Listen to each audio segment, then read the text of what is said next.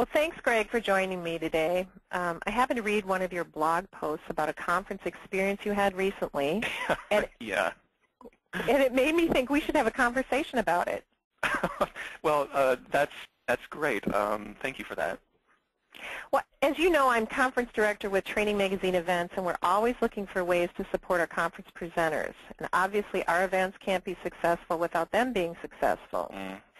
Your blog posting was titled Walking Out of a Presentation and was inspired by an experience you had at a national conference where you found yourself disappointed by a number of sessions, and you noticed you weren't the only one, so you took an informal poll?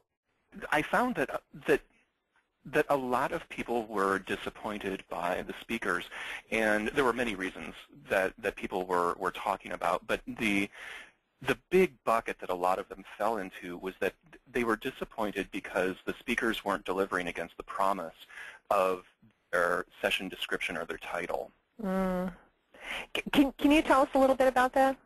Yeah, sure. I think that, first of all, speaking at a conference, I think, is a privilege, and we need to, as speakers, we need to really think about that and what it means for delivering against the promise of our presentations.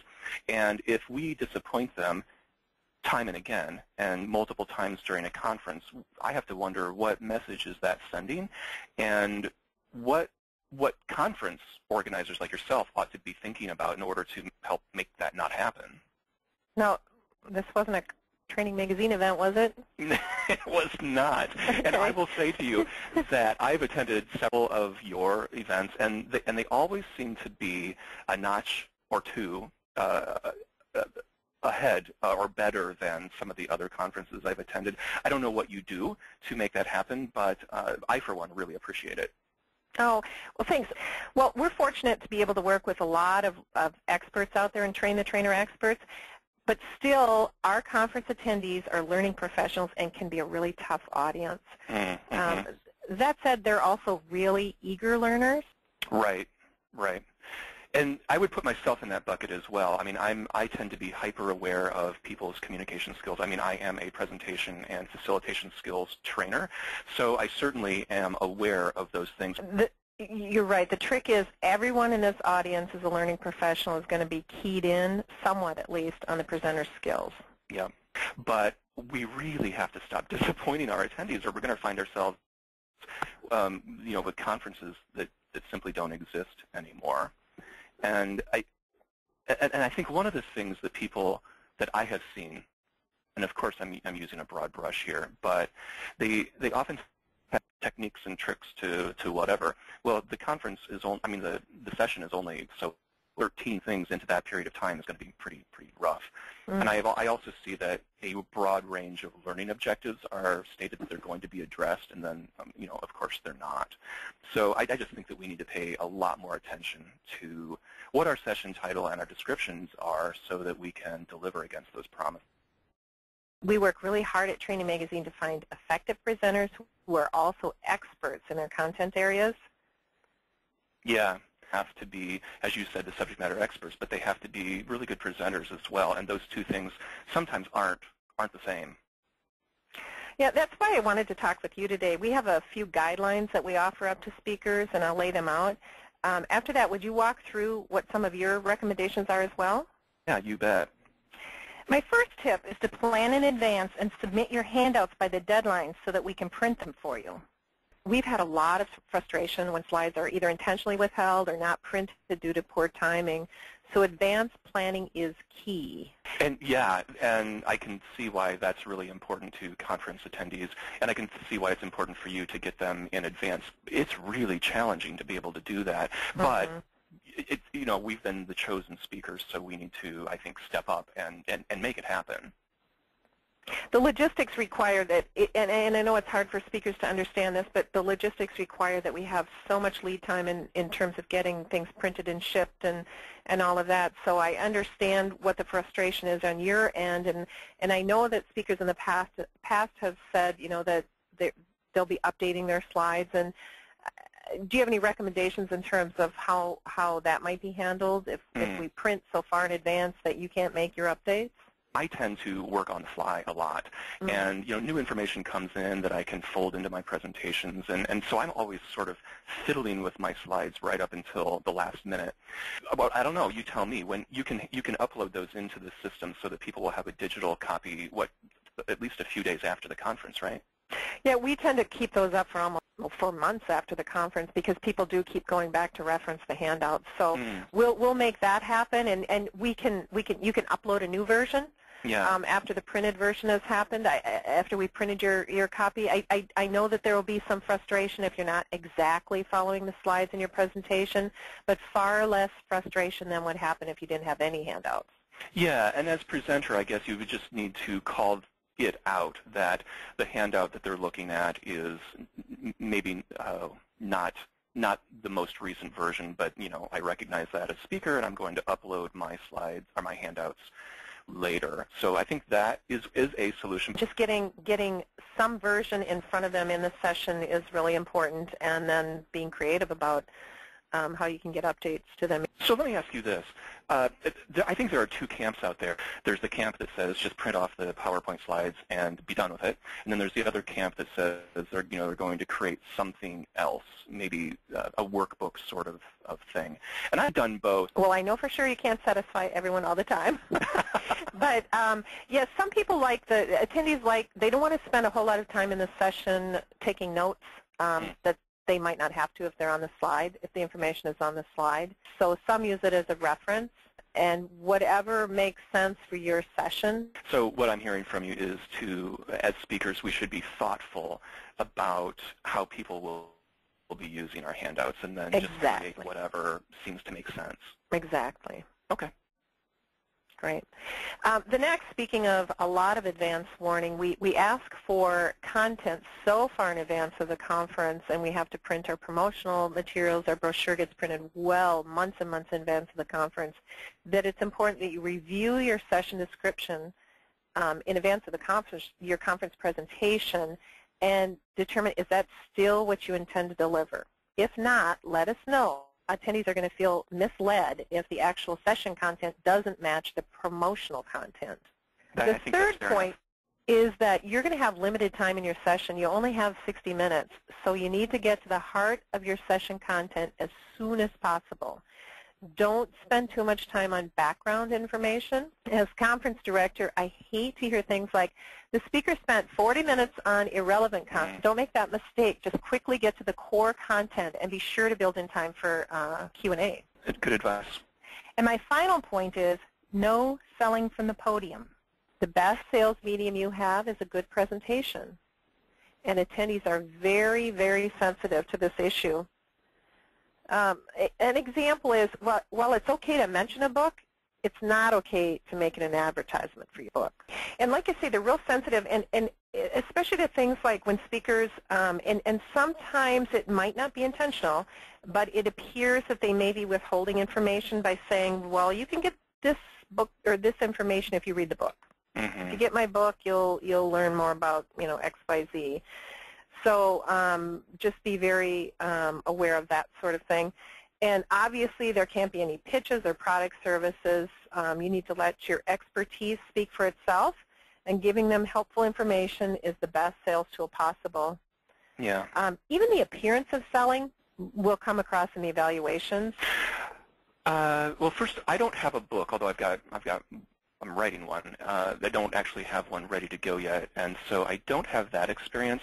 But I certainly am selling. I have services to sell, workshops and things, and I guess you just have to be really careful that the point of your presentation needs to be about adding value to the individuals in the room.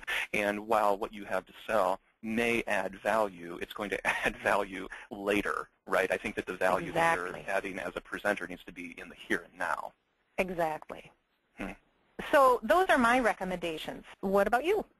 Well, I'm afraid I have a couple different buckets. I've got one for just your general presentation guidelines, and then I've got one that's specific for conferences, because I tend to approach presentations a little differently from others.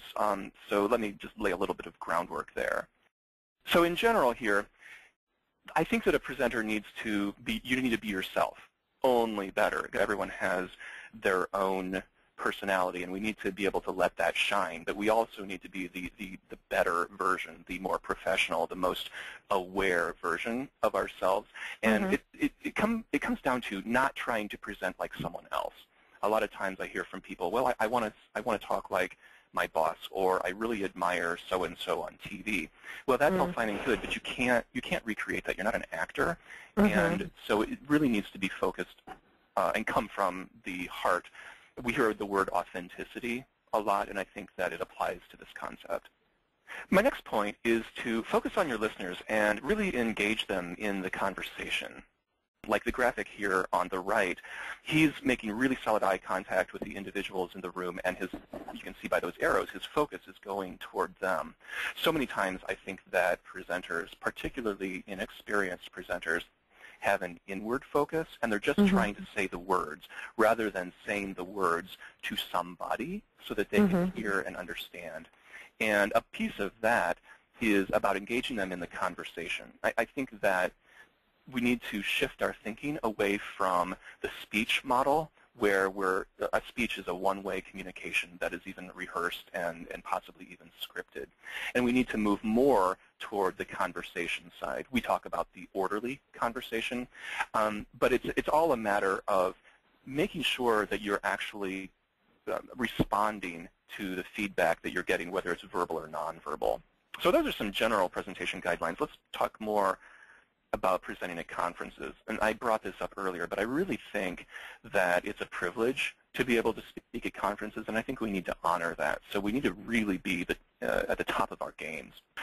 My next point is about establishing a solid introduction for your session. As you can see on this frame graphic to the right, a good presentation has three parts: an introduction, body, and conclusion. And while there's nothing new here, what I've seen is that presenters often skip or give short shrift to the introduction, leaving their listeners confused and wondering if this session is right for them. So here are three ideas to consider. The first one is to provide context. I really recommend stating your session objectives and providing a high-level agenda right up front. This will give your audience a sense of where you're going and what's in it for them. It'll also give them the opportunity to move to a different session if they think this one's not going to be a good match for them. That is a great point. If they're going to be disappointed in it, you want to give them the opportunity to go to another session that they might find more useful. That's a great point. Second here, introduce yourself and explain why you. Why are you the one that gets to present about this at this particular conference? Are you an industry expert, or are you speaking from your own experiences? Doing this, I find, builds credibility, as long as you keep it brief. We don't want a whole long section on you or me, as if I'm the speaker. And third here, take their pulse. Adults, as we all know, aren't blank slates, and it's likely that they have some experience with your topic. So get them talking about it. Find out where they are, what level of understanding they have. And then, of course, be sure to honor that and get them involved in the conversation throughout. And that means connecting dots from what they said earlier. Now, doing these things does not have to take very long, just a few short minutes for your introduction. But because of all the benefits of a solid introduction, I believe that it's time really well spent. Okay, let's move on to my final point here, which is we want to make sure that the activities that we have in our presentations are relevant. I think that a lot of times presenters will put in activities just for the sake of doing an activity, and I'm not particularly a fan of that. That's interesting that you mentioned that. Again, speakers have limited time, so they need to use it wisely, and gone are the days of the lectures. So I recently had talked with a presenter about the power of Twitter feeds. And we talked about how these side conversations are incredibly powerful learning experiences as attendees share their knowledge, even as the speaker is presenting. So these new technologies have created even more chatter out there, which can be good news or bad news. Yeah. The presenter I was speaking with said it's too bad we can't give attendees permission to whisper in conference sessions. I really like that idea. What do you think about it? Is it chaos to have attendees as co-presenters? I think that as presenter, it's our job to do exactly that. Only I would say, let's make it full voice rather than a whisper. Let's really get that conversation going. I think it's important. People want to chime in. They've got their own experiences they want to share, and then other people pile on, and it just becomes part of the experience. And the presenter then becomes moderator of that discussion. I think that there's such rich stuff that can emerge that will bring even more value to the session than what I could have brought just by myself.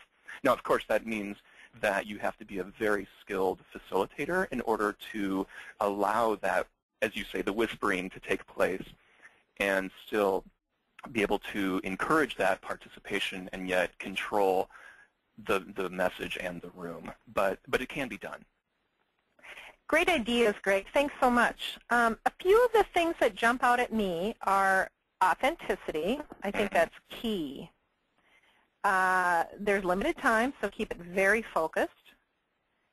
The need to plan so that you're able to deliver against your promise is obviously very important. And if for any reason speakers feel that at this point, they can't deliver on what the session description is, just let me know. There's time to change it, and we're happy to do that. And finally, after your session ends, you'll have a room monitor who will give you a copy of your session evaluations immediately following your session. So do pay attention to that feedback. Speakers typically find that very helpful, and those who do are ready and well positioned for the next conference. That's a great point. You know, I want to just say that I love the way you do the evaluations with the carbon copies. It's terrific. That's great. It is low-tech, and we do get feedback that some people are looking for a little bit more high-tech evaluation system, but over time we found that paper copy that's two-part is a simple way to get feedback quickly. Yeah, I think it's great. And as you said earlier, you can't please everybody all the time. So. That's true. This recording is going to live on YouTube, so if others have comments, please add them to the comment section. We'd appreciate that very much. Yeah. And Greg, thanks so much for talking with me today. If speakers are able to take even a few of these suggestions, I think that they'll help bring our conference to the next level. Yeah, that would be great. Thank you so much, Julie, for having me. I had a great time chatting. Thank you, Greg. Sure.